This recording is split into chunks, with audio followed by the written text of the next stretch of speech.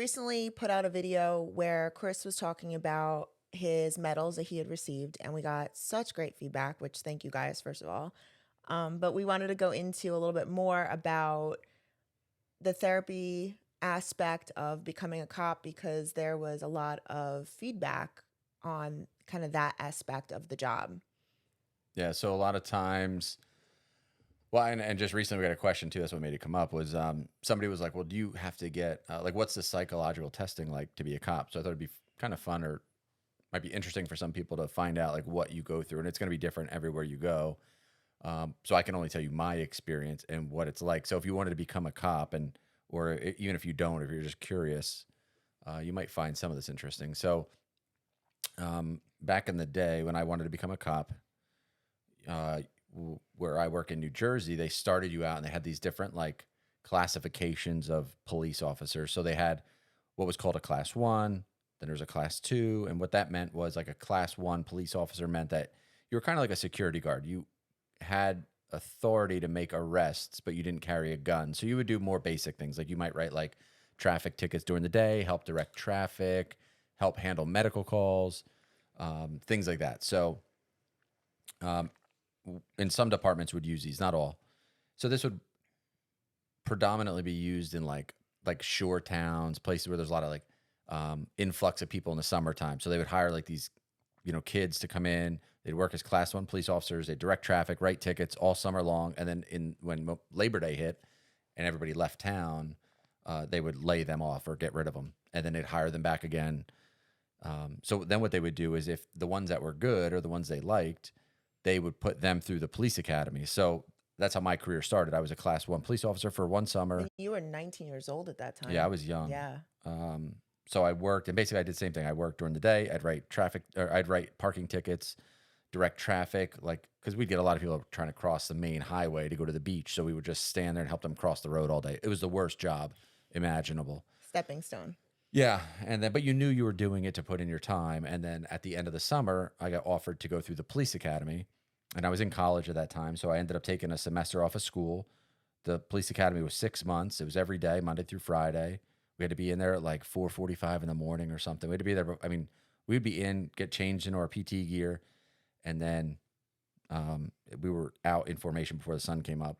So, but to get that job as a class one, I had to go through a psychological test, which if you wanted that job, you had to pay out of pocket. Like the department didn't pay for you to get it. They were like, you want this job, go get a psychological testing, give us your results.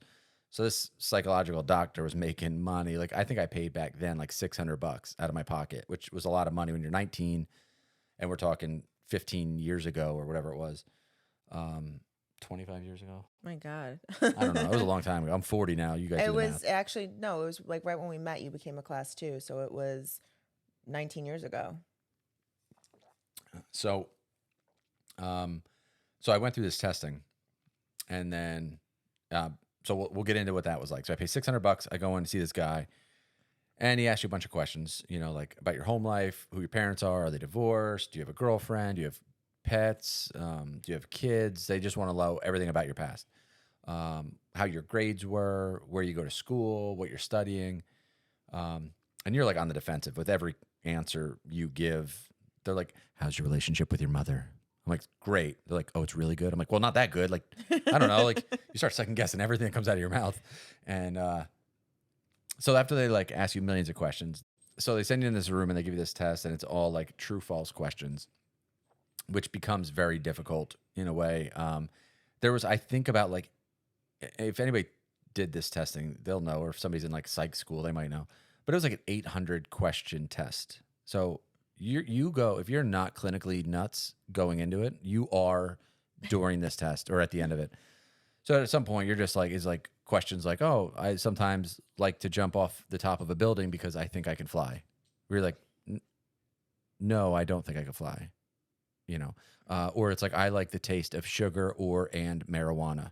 And you're like, no, but I do like sugar. It's like, true. But you're like, but I don't like marijuana. So it's false. You're like, I just won't answer that one. Like these questions are just absolutely bizarre. One of them I remember too, it was like, when I get a new job, I know who to be nice to. And I was like, well, I mean, I think that's true. I think when you get hired that you want to be nice to your supervisors and people you work with.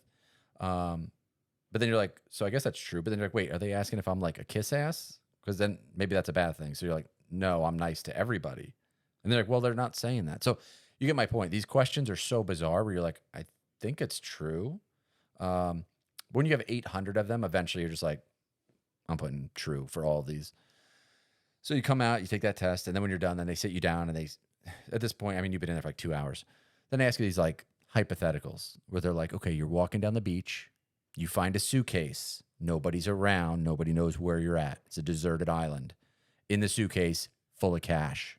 Are you keeping it? And I remember the guy was like, no. He's like, come on, you're not going to keep it? I was like, I won't keep it. He's like, you're on a deserted island. So I was like, so what's the point of keeping it? I can't spend it. I'm on a deserted island. What am I going to do with all this cash? It means nothing. He's like, yeah, but you can take it back. I was like, how am I taking it back? He's like, on an airplane. I was like, what airplane? He's like, you can fly back. I was like, am I flying the plane? Like, how am I supposed to know I don't know how to fly a plane. I've never studied this. And then one time when I was in college, I think during one of these tests, the guy's like, do you have any pets? And I lived in a dorm room by myself. I was like, I have a single dorm room and I have a pet iguana. And he's like, oh, you have an iguana? He's like, tell me about that. And I was like, oh, it's this big iguana. I bought it when I was a little baby. And now it's like 5 feet long. It like lives on my curtains. Like it just hangs out in my dorm room. I go to class, I come back. He's like sitting on my bed. I feed it. It's pretty cool. And he's like, do you have a lot of friends? And I was like, I mean, I think so. And he's like, do you consider your pet your friend? I was like, I mean, sometimes I talk to it. Like if it's just me and him in the room. And I was like, no, wait, I don't talk to animals. He's like, so you're talking to people that aren't there in the room with you? I was like, no. I was like, that's not what I mean. So I leave there and I was like, I failed. Like I definitely failed. I was like, there's no way I'm passing. And I passed. And so then I got hired. And then I worked for 3 months for this police department. They're like, you're going through the police academy. You need a psychological test. And I was like, I just had one. I paid $600 3 months ago. I didn't go crazy in 3 months. And they're like, okay, go back and get the results from that doctor and give them to us. And you can go through the police academy. And I was like, great. So then I called that doctor and he died. So apparently like the department never got my original results or they couldn't use them. And I was like, what? Why can't I use that doctor? The results were good then. They're like, no, he's dead. They're like, there's no patient confidentiality. I was like, I don't even know how that pertains to this, but they're like, so go get another test. So I was like, oh my God.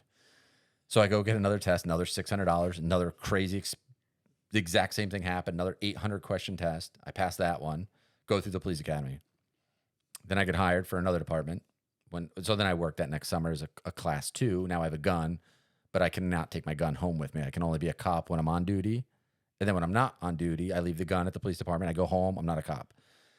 And so I did that for, I don't know, 1 summer, maybe 2 summers. And then I got hired again by another department. I had to get another psychological test because apparently these psychological tests don't carry weight after you get the job.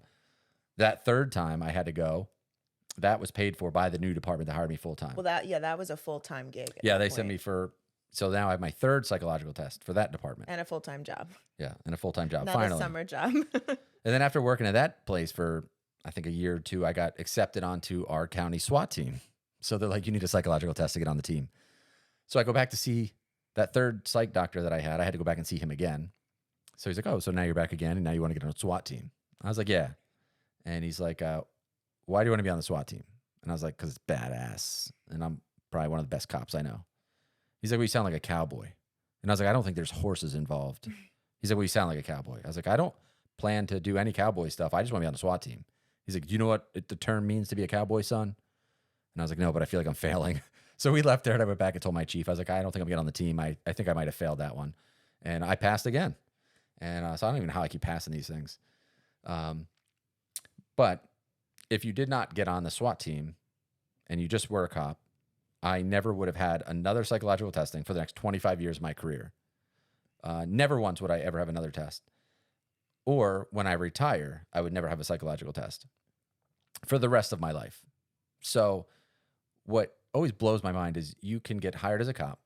You usually have to do like a physical fitness test, like do push-ups, pull-ups, sit-ups to get ranked. And then you do a psychological test.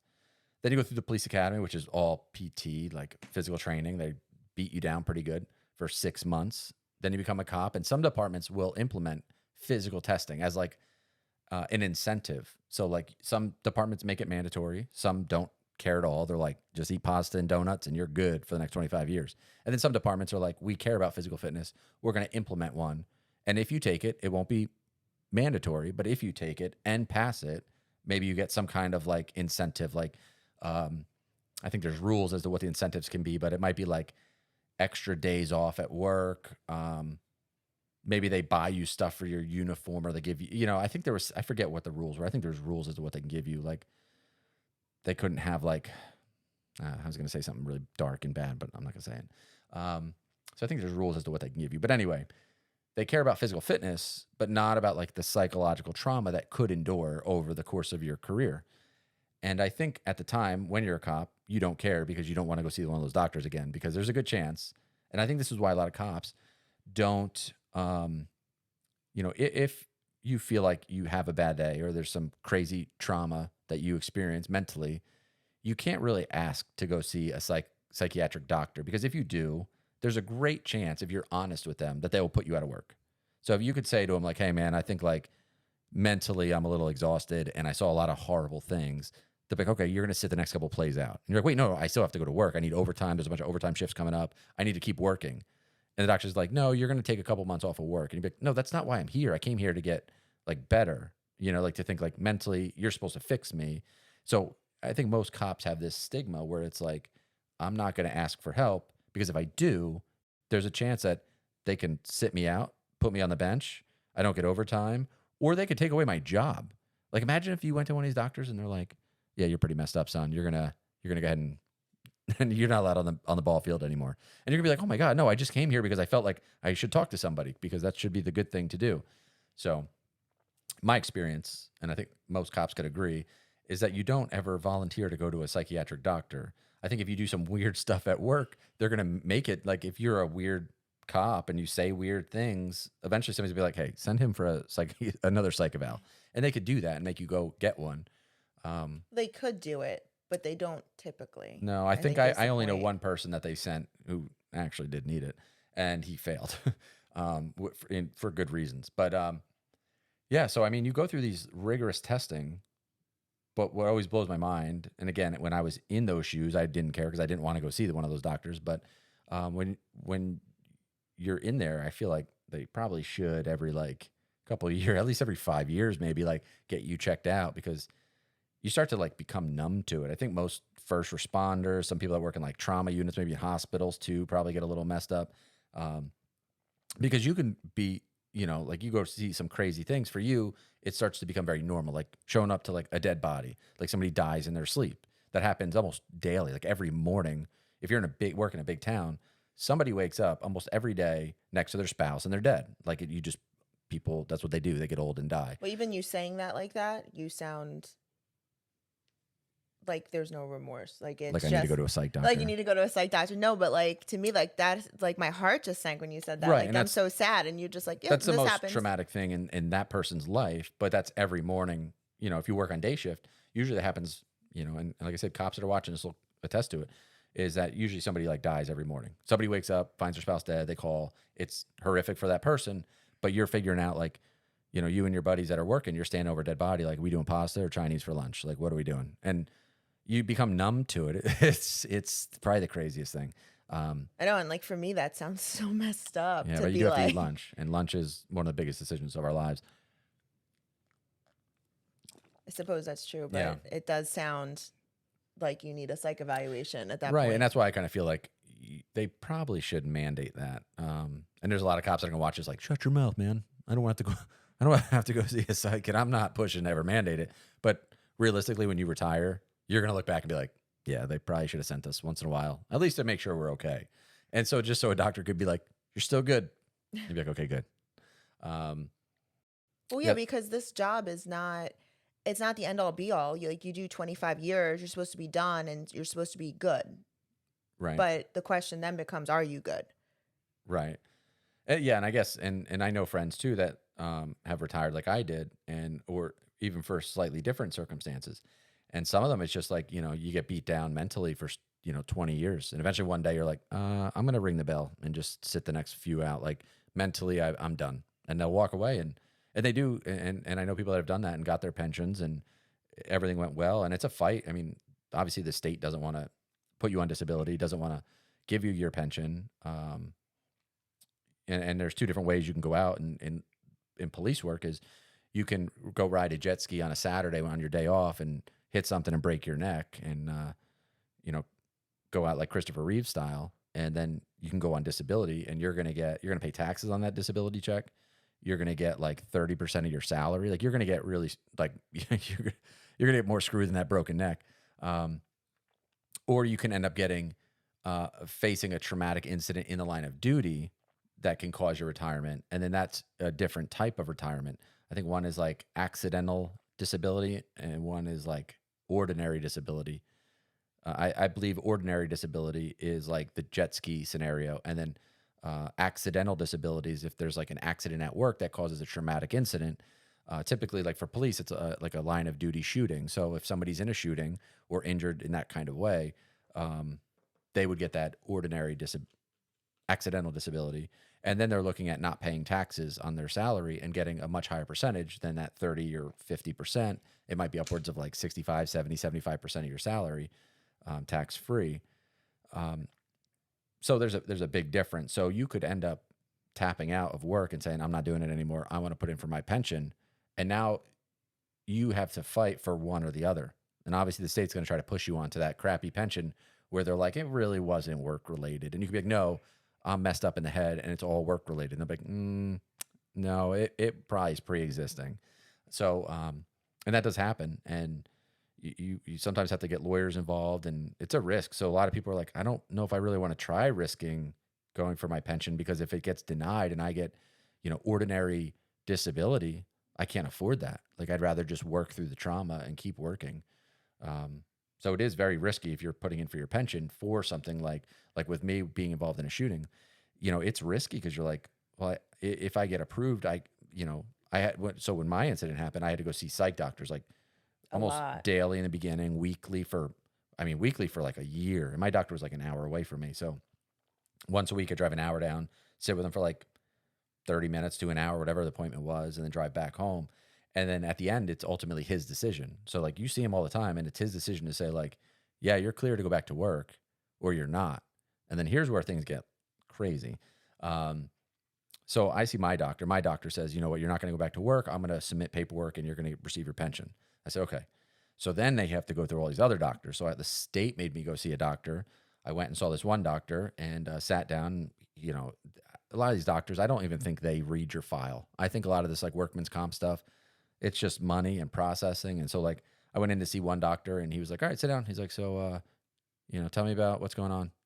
And I'm like, how long is this appointment scheduled for? He's like 30 minutes. I said, 30 minutes, this is going to take me an hour to tell this story, to get in depth of like a story, like a shooting. And then, I said, you're asking a lot. You're asking me to go relive a traumatic incident. Like it's not easy to do. And you start to go through it and, you're honest, you explain how bad it was for you and your family and all this stuff. And then at the end, that doctor writes his thing and his letter literally to the state. I think he was this next doctor that I saw. So I saw him and he said, basically like almost word for word, like Chris is a liar. He's not injured. He should return back to work tomorrow. And I was like, what? Are you out of your mind? So then I have to see another state doctor because now I have a doctor that says retire. I have a doctor that says don't retire. And then I hired another doctor on my own. That doctor said I need to retire.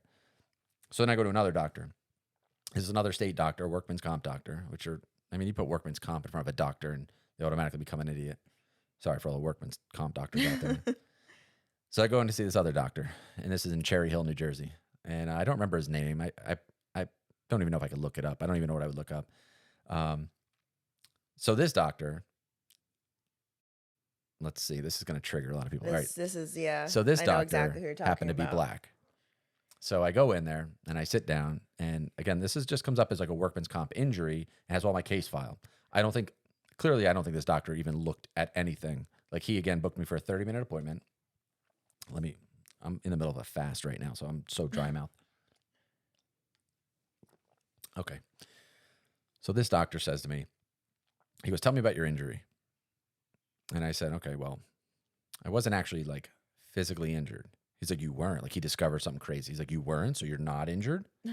And I said, did you read anything about why I'm here? And he said, yeah, I have your whole file. I said, you've read it. He goes, yep. He goes, you're here for a workman's comp injury. I said, well, clearly you haven't. So we sit down and I said, I'll explain to you what's going on, but I don't think you have any idea as to why I'm here.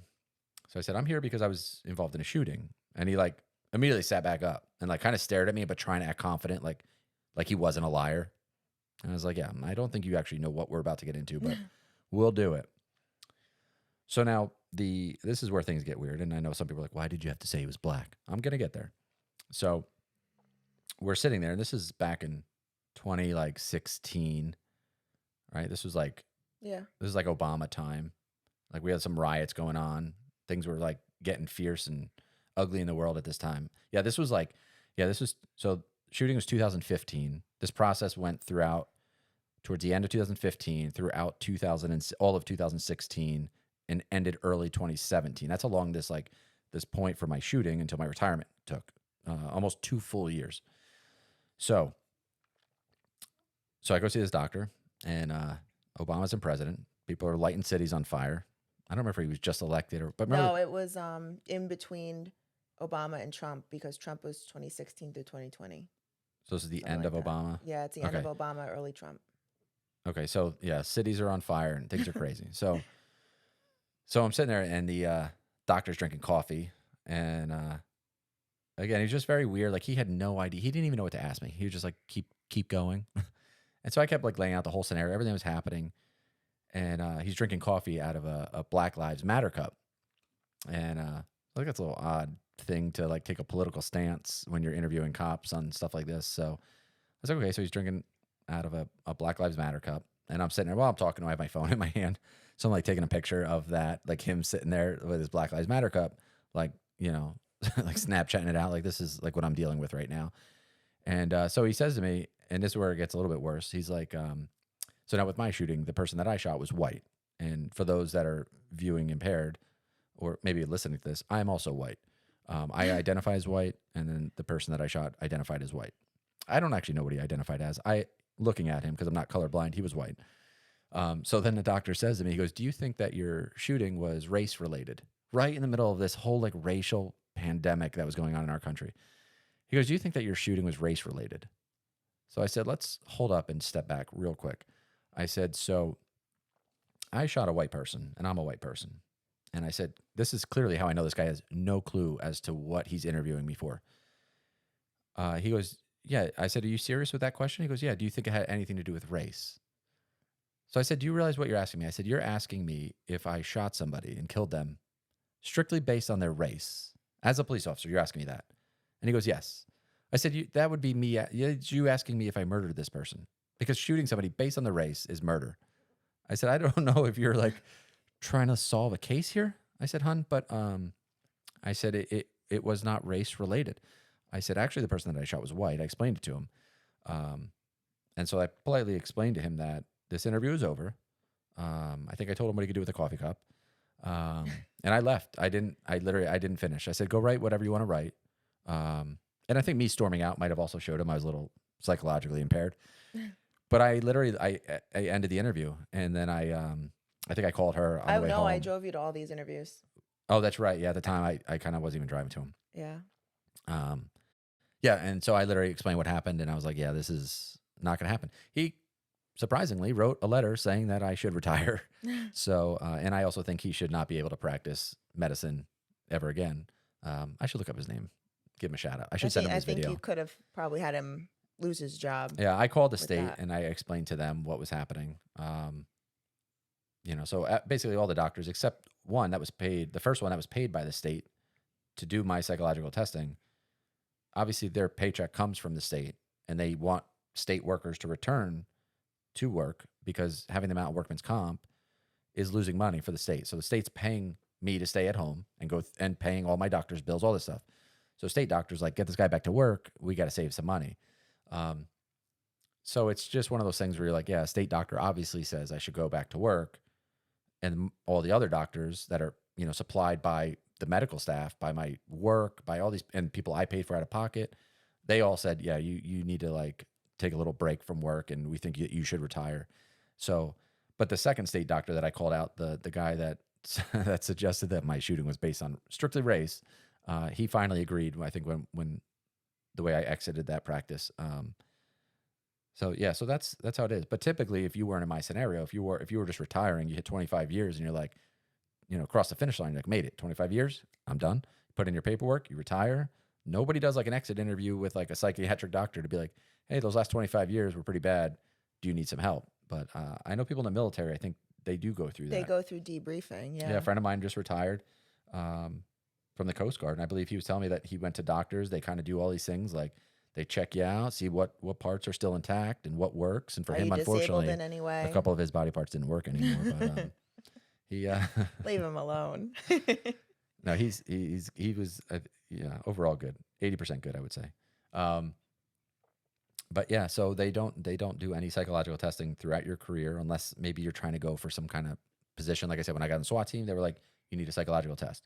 Um, but other than that, they don't. Maybe some places if you try to get on K9, they might. I don't know. But yeah, so that's what it was like going through. So that's the long answer Yeah. for psychological testing and police work. So if you're in the military or if you're a police officer or a medic, what else? Firefighter. If you're watching this video, comment down below if you want to. You can remain anonymous, obviously. Just I won't tell anybody. But let me know if you had similar experiences with psych doctors, or I mean, if that stigma of like psych doctors are bad, try to avoid them at all costs. Like, does that ring a bell to you guys? I'm just curious. So, and also if you're new to this, like if you're not involved in police work at all, maybe you're like anti-cop. You're like one of those like sit on the left side of the couch and you're like, I hate all cops. If you are, you're probably not even watching this at this point anymore. Yeah, Anyway. they're probably But out. let me know what you think. So if you're not a cop and this is something new to you, like, is this what you would have pictured, or did you think things were a little bit different? Like, this is just, I mean, again, this is my perspective. This is things that happened to me when I worked in New Jersey. So things might be different other places. Hiring practices might be different. I don't really know. So yeah, so that's my experience. A little long-winded answer.